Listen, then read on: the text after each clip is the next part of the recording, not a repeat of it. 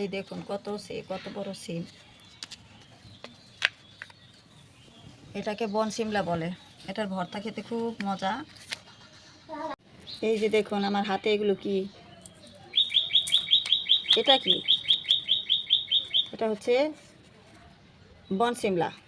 যাদের বাড়িতে এগুলো আছে তারা তো চিনবেন, আর যাদের নাই তারা দেখে অবাকই হবেন, অনেক বড়, তাই না? আর এই যে দেখেন এটা হচ্ছে কি, এটা হচ্ছে গৈচালু বলে, আমাদের এখানে গোচালু বলে। কার কোথায় কি নামে জানি না, কিন্তু আমাদের এখানে এটাকে গজালু বলে, এটাকে বন সিমলা বলে। এর ভর্তাটা খেতে অনেক মজা। এই যে দেখেন, এই যে এটা খুবই মজা, খুবই। এটা কালিজিরা দিয়ে ভালো করে সিদ্ধ করে, তারপরে পাটায় বেটে ভালো করে সিদ্ধ করে কালিজিরা দিয়ে বেটে ভর্তা বানালে খুব মজা লাগে। আর এর বিচিটা দেখুন। তো এই গাছটা আমার বাড়িতে অনেক আগে ছিল, এখন নেই, কিন্তু আমার প্রতিবেশীর কাছ থেকে আমি এটা নিয়ে এসেছি। আমার বাড়ির কাছাকাছি ওনার বাড়ি, তো যাই হোক ওইখান থেকে আমি এই যে বীজগুলো সংরক্ষণ করে নিয়ে এসেছি। আমি এখন এগুলো লাগিয়ে দিব, দেখা যাক কতটা সাকসেস।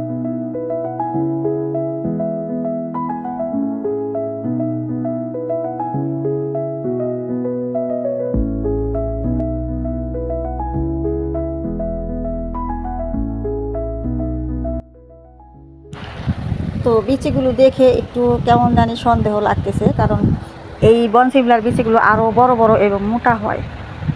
কিন্তু আমি যখন এটা পেরে এনেছি, এটা যখন পুরো বিচিটা বের করে নিয়েছি, দেখলাম যে এরকম। তো এইভাবে যদি এই বিচিগুলো এরকম যদি একটা, মানে আমার মনে একটা ডাউট হচ্ছে যে হয়তো এটা গাছ হবে না, কারণ এটা হয়তো একদম পুরোপুরি এই বলে না যে একটা বাতি, ওই বাতিটা হয় না আর কি। তো এই কারণে এই বিচিগুলো এই অবস্থা। তারপর যেহেতু অনেক কষ্ট করে সংগ্রহ করেছি প্রতিবেশীর কাছ থেকে, তারপরও আমি না ফেলে দিয়ে এটা চেষ্টা করবো লাগিয়ে দিতে। এর পরের বার আবার তার বাড়ি থেকে নিয়ে আসবো, কারণ গাছগুলো এগুলো তো লতানো গাছ, খুব উপরে উঠে। হ্যাঁ, তো উনি আবার ওনার বাড়ির আম গাছের সাথে এটা যে জয়েন করে দিয়েছিল গাছটা ওঠার সময়, তো সেই আম গাছে বেয়ে বেয়ে অনেক উঁচু আম গাছটা, তো সেখান থেকে পারা যাচ্ছিল না, অনেক কষ্ট করে যাই হোক এই বনসিমলাটা আমি পেরে নিয়েছি আমার শাশুড়িকে দিয়ে। তো উনি নিয়ে আসছে, এখন এসে দেখি এরকম একটা অবস্থা। তো তারপরও আমি যাই হোক এত কষ্ট করে নিয়ে আসছি, আমি এটা লাগিয়ে দিয়ে দেখি, যদি হয় তো ভালো, আর যদি না হয় তো আমি আবার কিছুদিন পরে সেই গাছ থেকে নিয়ে আসবো। বা উনি আমাকে বলছে যে যখন পড়বে, ওগুলো তো অনেক উঁচুতে হয়, তো নিয়ে মানে যখন ওই গাছগুলো যদি পড়ে যায় গাছ থেকে বাতাসের সাথে, এই যে ঝড় বৃষ্টির সময়, তো উনি বলছে যে যদি ওনার উঠানে পড়ে তো আমাকে আবার দিবে। তারপরেও আমি যেহেতু খুব শখ করে এই গাছগুলো, মানে এই বনসিমলাটা না খুব ভালো লাগে খেতে আর কি, আমার খুব ভালো লাগে। তো অনেক কষ্ট করে যেহেতু সংগ্রহ করছি, আমি মানে এটা ফেলতে চাই না, আমি দেখি এটা কোথায় কোথায় লাগানো যায়। পুরো ভিডিও আমার সঙ্গে থেকে আপনারা দেখুন। হ্যাঁ, আজকে লাগানোটা দেখাবো, এর পরবর্তীতে যদি এই বিচিটা গজায় তো ভালো, সেটা আপনাদের দেখাবো, না গজালেও সেটা আপনাদের দেখাবো। এটা হয়তো বড় জোর 1 সপ্তাহের মধ্যে যদি বিচি থেকে গাছটা গজিয়ে যায় তো যাবে, আর নয়তো আর যাবে না। তো আমি 1 সপ্তাহ পরে আবার সেই বাড়ি থেকে চেষ্টা করবো আর কি, যেহেতু অনেক উঁচুর ভিতরে এই মানে বলে না আমাদের গ্রামের ভাষায় বিছুন বিছুন বলি আর কি আমরা এই বীজগুলো, তো সেটাই এত উঁচার ভিতরে কীভাবে পারবো আর কি। তো যাই হোক, যখন ওগুলা আপনিতেই ধরে পড়বে তো উনি বলছে যে আমাকে দিবে, তো সেই অপেক্ষা করতে আর কি থাকতে হবে আমার। তো আমি প্রতিদিন আমার বাগানে কী করি না করি সেগুলোই তো আপনাদের সাথে শেয়ার করি, তো এটাও একটু শেয়ার করে নিলাম। আর সত্যি কথা বলতে কি, আমার এই গাছটা না, মানে আমার অনেক আগে ছিল, তখন আমি এইভাবে করে বাগান করতাম না, তখন আমি এমনিতেই মাটিতে চাষবাস করতাম আর কি, অল্প ছোটোখাটো করে। আমার গাছের প্রতি সবসময় একটু বরাবরই অনেক শৌখিনতা আর কি, অনেক শখ করে আমি লাউ গাছ, কুমড়ো গাছ, সিম গাছ, সারা বছর মরিচ গাছ, এগুলো সারা বছরই আমি আমার বাড়িতে করতাম, আমার বিয়ের পর থেকেই, আমার শ্বশুরবাড়িতে আসার পর থেকে। তো এখনও যেন সেই অভ্যাসটাই আমার রয়ে গেছে। এখন তো জায়গার সংকট অল্প, আর আগের মতো এতটা ছড়ানো ছিটানো জায়গাও নাই। আর এখন যেহেতু ঘনবসতি, সবাই এখন আগের মতো বাড়িঘর নেই, এখন যার যার মতো দালান কোঠা করছে, পার্টিশন করে বাড়িঘর করছে। তো এখন এই জন্য জায়গার সংকটের কারণে আমরা এইভাবে করি। আমি মানে আমার গাছগুলো বসাই টবে, ড্রামে, বস্তায়, তো আমার ভালো লাগে। আর আগের মতো এখন বাঁশকঞ্চি এগুলো পাওয়া যায় না, তো আমার এইভাবে করে সুবিধা হয়, তার জন্য আমি এই গাছগুলো করি।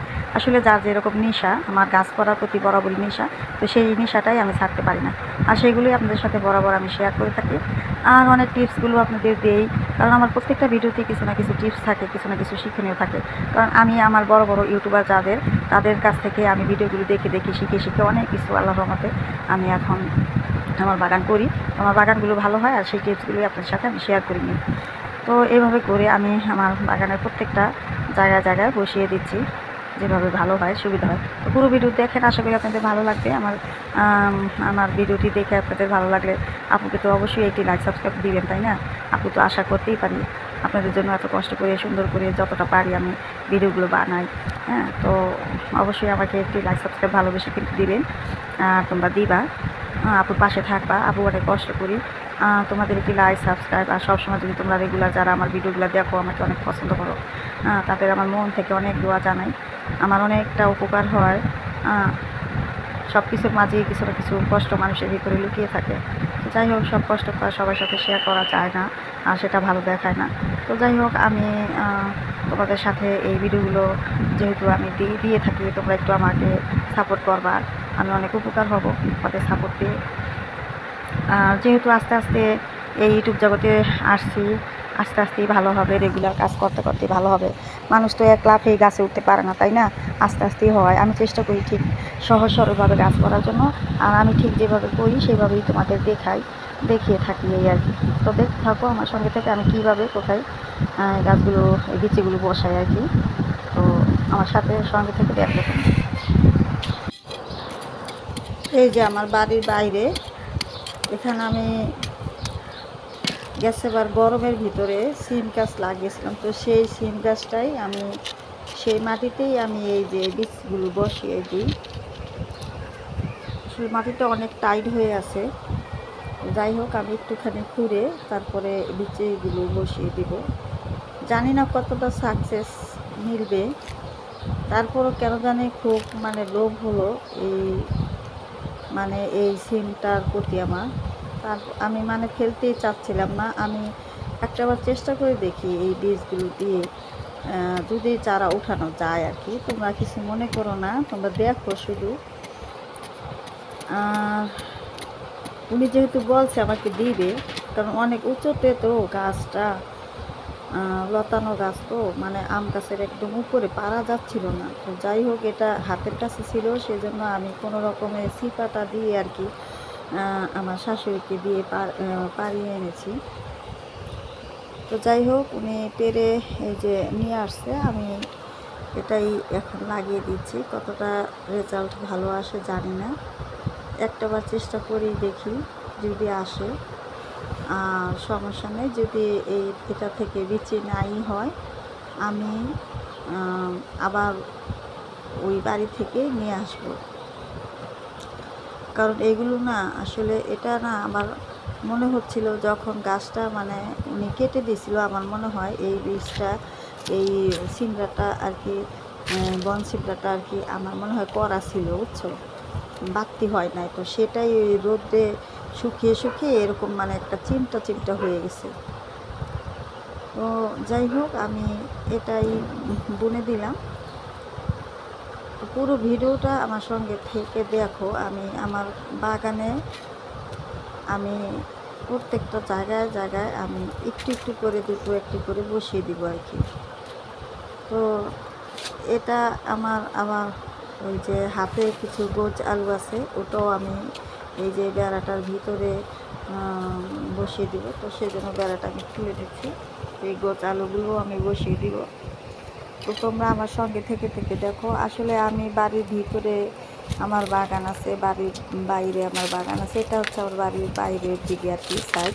তো আমাদের এখানে তো অনেক গরু বাছুর আছে, তো কী করব, ওদের জ্বালায় কোনো কিছুই হয় না, এসেই মুখ দেয়।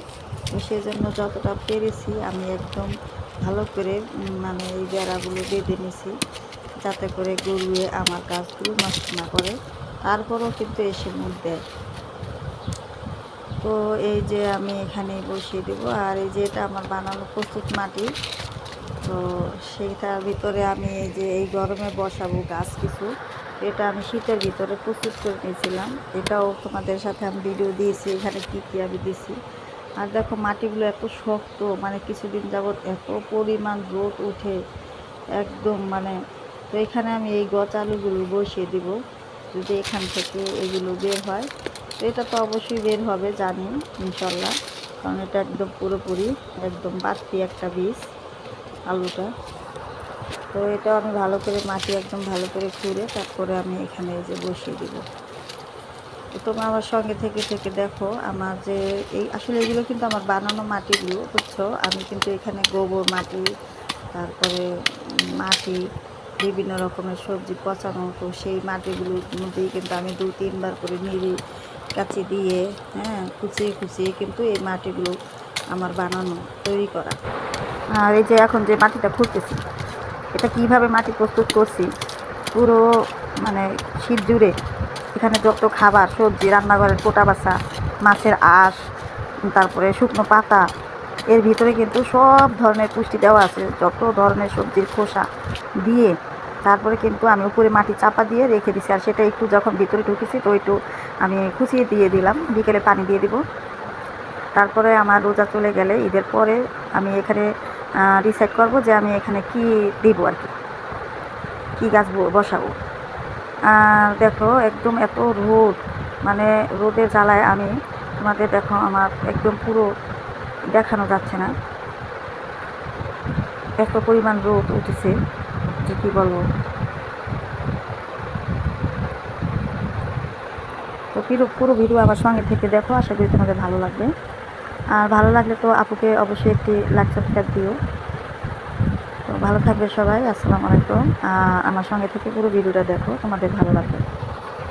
তো সেখানেই কিন্তু আমি এই যে ইদানিং একটু শক্ত হয়ে গেছে মাটিটা, কারণ ভালো করে রোজার মধ্যে তো এতটা যত্ন নেওয়া হয় না, পানি দিতে পারি নাই সময় মতো, কারণ টাইম মেনটেন করে পারি নাই রোজার ভিতরে। এটা তোমরা সবাই জানো, যারা সংসার জীবনে সবাই কম বেশি মানে এই জিনিসগুলো বুঝো, যে আপু কীভাবে এত মানে ঘর সংসার সামলিয়ে আবার এইভাবে পানি দিয়ে, মানে একটু কষ্ট হয়েছে আর কি আমার আপুর। তো তোমরা আমার যারা রেগুলার ভিউজ তারা জানো সবসময় আমি এখানে গজালু দুটি বসিয়ে দিয়েছি। আর হাতে যেগুলো বাদ বাকি আমার বীজগুলো রয়েছে সেগুলো আমি আবার অন্য এক সাইডে বসিয়ে দিই।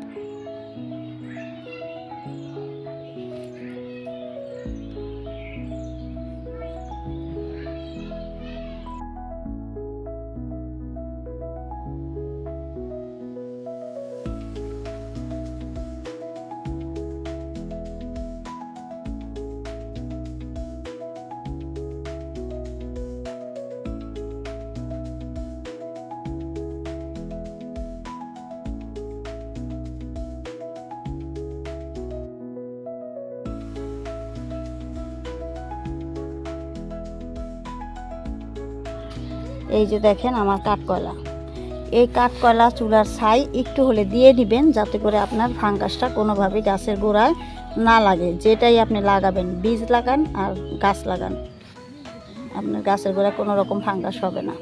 তবে এটা আপনারা যারা পাতা পচা সার করেছেন, পাতা পচা দিয়ে গাছ লাগিয়েছেন, তারাই জানেন। এটা নতুন করে বলার কিছু নেই। দেখছেন কত হালকা।